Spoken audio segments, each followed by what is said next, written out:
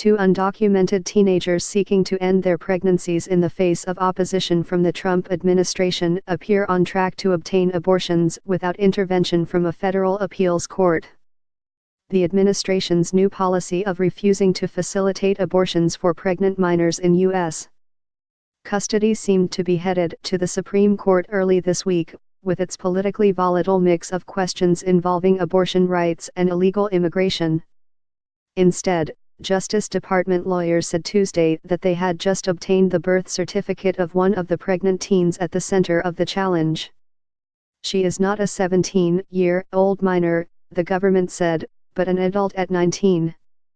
The 19-year-old, who is about 10 weeks pregnant, will be transferred to Department of Homeland Security custody imminently, according to court filings. And as an adult in immigration detention, she can presumably obtain the abortion she has been seeking for nearly a month, according to government policies on detained adults described in court filings. Separately, the Justice Department chose not to oppose a court order Monday without disclosing why it was not challenging the order allowing the second teen, who is 17, to end her pregnancy. She is close to 22 weeks pregnant and can now access abortion services. Judge clears abortions for two immigrant teens in U.S. custody. Although the two individual cases appear to have been resolved, a larger challenge to the administration's new policy is pending in U.S. District Court in Washington and has implications for the hundreds of pregnant immigrant minors in federal custody in recent years.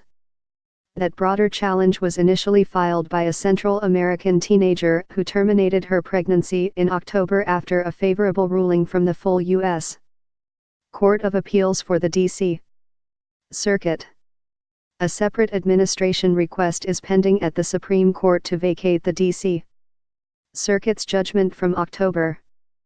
Trump administration suggests disciplinary action against ACLU lawyers in abortion case. The Department of Health and Human Services is responsible for caring for unaccompanied minors taken into federal custody after crossing the border illegally.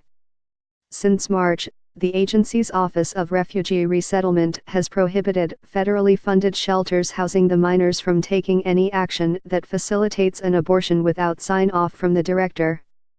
The government says in court filings that it has strong and constitutionally legitimate interests in promoting its interest in life, in refusing to facilitate abortion, and in not providing incentives for pregnant minors to illegally cross the border to obtain elective abortions while in federal custody. In contrast, adult women in immigration custody are not subject to the same constraints.